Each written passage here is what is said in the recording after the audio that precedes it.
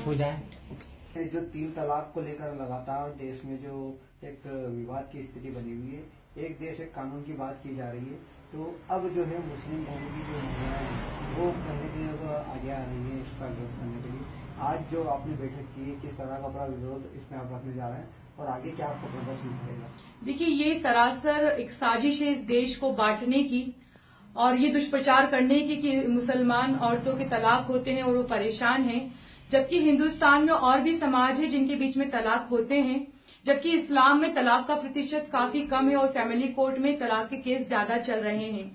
मुस्लिम औरतें अपने धर्म और शरीयत और कुरान से बिल्कुल खुश हैं कि उनकी हर समस्या का समाधान उनके हदीस से मिल जाता है, लेकिन यहाँ पर एक साजिश है यूनिफॉर्म सिविल कोड को लागू करने की।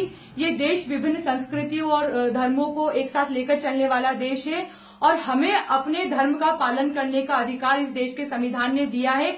तो मैं नरेंद्र मोदी जी से कहना चाहती हूँ कि पहले जसोदा बहन को अधिकार दें। हमारे सांसद चिंतामन मालवीय जी ने मुस्लिम औरतों को अधिकार की बात कही, वो बीजेपी के प्रवक्ता हैं, उनके खुद के ऊपर महिला प्रताड़ना के केस लगे हुए हैं।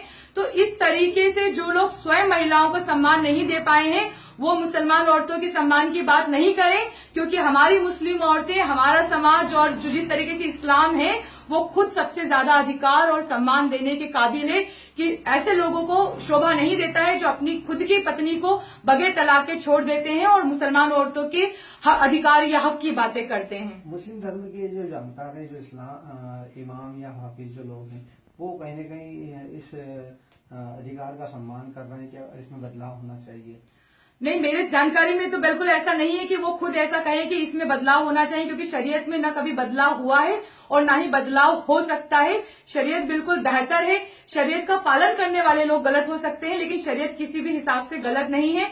हाँ, औरतों को उनके अधिकार के लिए अवेयर करना चाहिए। ये काम मौलवियों का, इमाम का है कि वो आगे आए और औरतों को उनके अधिकार सिखाएं कि किस तरीके से तलाक होता है और उनके क्या अधिकार हैं। ये सारी जानकारियों को बढ़ाने की जरूरत है, लेकिन ये देश का मुद्दा तलाक नहीं होना चाहिए। देश का मुद्दा चाय, गाय और अब तलाक पर आकर अटक गया है। अगर हमें औरतों के अधिकार की बात करना चाहिए तो हर धर्म के औरत के अधिकार की बात करना चाहिए।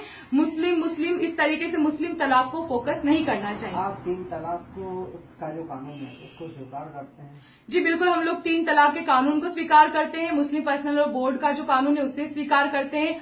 हदीस, शरीयत और कुरान पर चलने वाले कानून को हम स्वीकार करते हैं। यदि आगे सत्ता के दबाव में कुछ बदलाव करने की स्थिति बनती है तो क्या विरोध रहेगा?